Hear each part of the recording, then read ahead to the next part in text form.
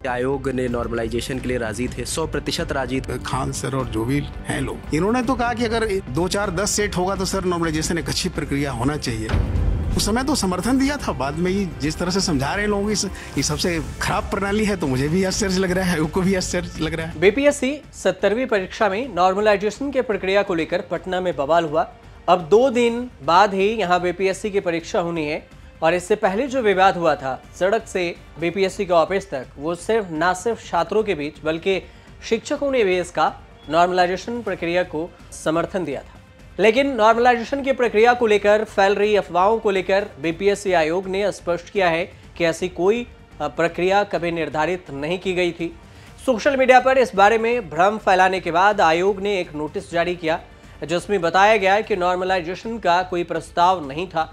BPSC के इस clarification से एक दिन पहले ही प्रदर्शन कर रहे छात्रों पर लाठीचार्ज हुआ, जिसमें कई छात्र गंभीर रूप से घायल भी हो गए। और इस अफवाह और देर से दी गई क्लैरिटी पर द लल्लन टॉप ने बीपीएससी के सचिव सत्य प्रकाश शर्मा से बातचीत की, जिसमें उन्होंने कई मुद्दों को लेकर खुलकर बताया है। ये भी खुलासा किया है कि नॉर्मलाइजेशन के विरोध में छात्रों के साथ खड़े होने वाले सेलिब्रिटी शिक्षक खान सर खुद नॉर्मलाइजेशन के पक्ष में थे। पहले आप सत्य प्रकाश शर्मा ने क्या कुछ कहा, वो बयान सुनिए। आयोग ने नॉर्मलाइजेशन के लिए राजी थे, 100% राजी थे। खान सर और जो भी हैं लोग, इन्होंने तो कहा कि अगर 2 4 10 सेट होगा तो सर नॉर्मलाइजेशन एक अच्छी प्रक्रिया होना चाहिए। उस समय तो समर्थन दिया था, बाद में ही जिस तरह से समझा रहे हैं लोग ये सबसे खराब प्रणाली है, तो मुझे भी आश्चर्य लग रहा है, आयोग को भी आश्चर्य लग रहा है। 6 तारीख की देर शाम आयोग ने जस्टिफिकेशन दे दिया कि नॉर्मलाइजेशन मुद्दा नहीं है, क्लैरिफाई कर दिया। अगर एक दिन पहले कर देते तो शायद लाठीचार्ज ना होता, शायद प्रोटेस्ट ना होता। 1 डे बिफोर ही हमने क्लियर कर दिया था। भ्रम की स्थिति उत्पन्न कर दी गई, अनावश्यक जैसी जरूरत ही नहीं थी कि अगर संख्या इनकी बहुत अधिक हो जाए तो हो सकता है नॉर्मलाइजेशन कराने की आवश्यकता पड़े। कॉल दी गई थी कि स्टूडेंट्स के साथ आप लोग आयोग के सदस्य से बात करें, मगर वो मीटिंग कभी हुई नहीं सर। डेलीगेशन भी आया था कल 5 बच्चों का आप लोगों से मिलने के लिए, कुछ तय हुआ क्या उसमें? अचानक जब 1 सप्ताह बाद एग्जाम होना है तो डेट एक्सटेंशन का स्कोप ही नहीं है। सत्य प्रकाश शर्मा ने कहा कि इस बार जो वैकेंसी आई थी बीपीएससी 70वीं परीक्षा में, उसकी संख्या 2000 से थोड़ी सी अधिक थी। संभावना व्यक्त की जा रही थी कि इस बार स्टूडेंट्स काफी हो सकते हैं और ऐसी संभावना थी कि हो सकता है कि 8 लाख हो जाए या फिर 10 लाख भी हो जाए।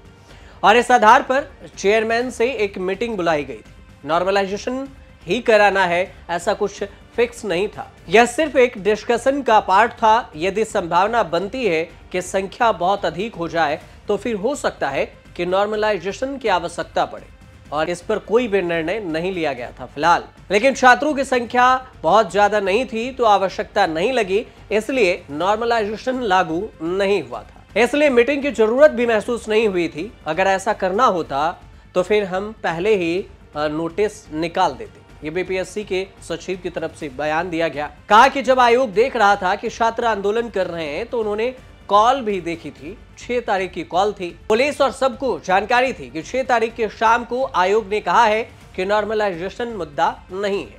अगर एक दिन पहले ऐसा कर देते तो शायद बच्चों पर लाठीचार्ज नहीं होता। सचिव ने यह भी बताया कि नोटिस जारी करने से पहले एक दिन पहले ही पेपर में आ गया था कि नॉर्मलाइजेशन नहीं है। फिर न जाने क्यों इस पर विवाद होने लगा। अब इसको लेकर जो भ्रम फैलाए जा रहे हैं सोशल मीडिया पर, उस पर भी बयान सुनिए बीपीएससी की तरफ से क्या कुछ कहा गया। सर, एक बड़े कोचिंग संचालक भी इस आंदोलन में थे, वो वीडियो भी सामने था। क्या उन चीजों पे भी नजर रहेगी सोशल मीडिया के साथ? हमने कहा कि जितने भी सोशल मीडिया पर इस तरह के क्लिप दिग्भ्रमित करने वाले, बच्चों को मिसगाइड करने वाले, रूमर फैलाने वाले या आयोग की आधिकारिक वेबसाइट को छोड़ के कोई और इंफॉर्मेशन, मिस इन्फॉर्मेशन स्प्रेड करने वाले मैसेजेस है, वो सब पर आयोग की नज़र है।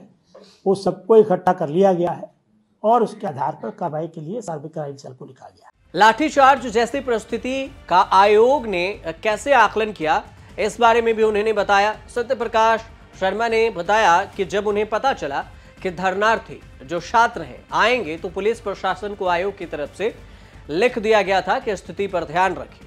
सचिव ने आगे यह भी बताया कि छात्रों के डेलीगेशन ने अब आयोग से बातचीत की तो इसका मुद्दा था कि डेट को आगे बढ़ा दिया जाए। कुछ छात्र जो छूट गए हैं फॉर्म भरने से उनको फॉर्म भरने का मौका दिया जाए। और इसमें एक चीज क्लियर थी कि नॉर्मलाइजेशन नहीं होना है, वो कॉन्फिडेंट इस पर छात्रों को रहना था, लेकिन छात्र ऐसा नहीं रह सके। खान और रहमान सर का आरोप था कि आयोग नॉर्मलाइजेशन लाने के लिए 100% राजी था। अगर छात्र प्रोटेस्ट नहीं करते तो आयोग नॉर्मलाइजेशन लागू कर देता। और एक क्लिप है जिसके बारे में कहा जा रहा है खान सर के द्वारा कि अगर वह बाहर आ जाए तो सब दूध का दूध और पानी का पानी हो जाएगा। इसको लेकर सचिव ने यह भी बताया कि खान सर और रहमान सर खुद पहले नॉर्मलाइजेशन की प्रक्रिया को लेकर सहमति बनाए हुए थे। सचिव ने यह भी कहा कि सबसे पहले तो मैं ये भी आपको बता दूं कि आयोग मीटिंग का वीडियो रिकॉर्ड क्यों करेगा, क्योंकि ऐसी कोई व्यवस्था नहीं है और वह जो मीटिंग होती है वो भरोसे पर की जाती है। हर मीटिंग की वीडियो रिकॉर्डिंग की जाए इसकी कोई जरूरत नहीं पड़ती है। लेकिन खान सर ने विरोध प्रदर्शन के दौरान नॉर्मलाइजेशन को लेकर क्या कुछ कहा था वो भी सुनिए। हमें अलग से टाइम दो, फॉर्म भरने का नॉर्मलाइजेशन नहीं सहेंगे। छात्र एकता, जिस तरह से देखिए आप लोग देखेंगे कितना दूर पर आपके साथ बर्बर व्यवहार हुआ। हम लोगों को मीटिंग में बैठा के और जबरदस्ती थोप रहा था।